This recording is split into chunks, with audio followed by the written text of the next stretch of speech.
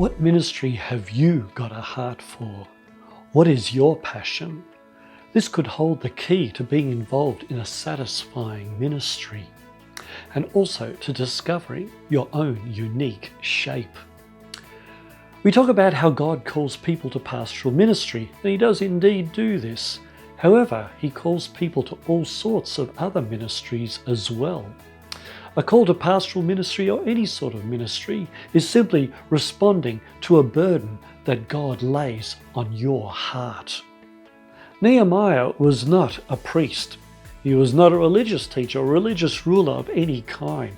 And yet God laid a burden on his heart to do a special ministry of helping the people to rebuild Jerusalem, and especially its protective walls. When Nehemiah heard about the terrible living conditions the people were under in his home country, the Bible tells us that he sat down and wept. But Nehemiah didn't just only sit down and weep.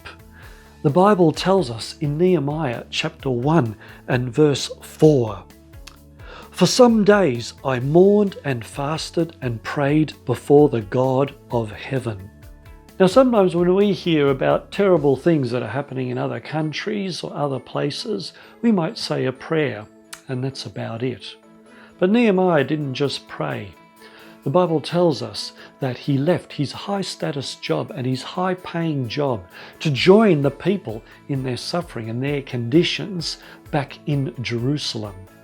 When he arrived in Jerusalem, he didn't tell the people, "I'm your knight in shining armor. I'm here as your savior to help you." Instead, it says in Nehemiah chapter 2 and verse 12, Nehemiah says that I had not told anyone what my God had put in my heart to do for Jerusalem. Nehemiah was a very humble man, and he did in fact do many great things for the people in Jerusalem, especially in getting the protective wall built in record time. And yet it all started with a burden that God laid on Nehemiah's heart, which he followed. And friend, God still calls people and still lays burdens on people's hearts today. Let me let you in on a secret. Local church ministries, or ministries of any sort, rarely, if ever, begin because the church board gets together, they have an idea and decide to implement it. That rarely, if ever, happens. Instead, God lays a burden on a church member of something that he would like to have accomplished. And so this person might talk to other people and might talk to their pastor as well. And they might even start a small scale of the ministry with others who are interested. Only then will it be brought to the church board to become an official church ministry. God calls people, not programs.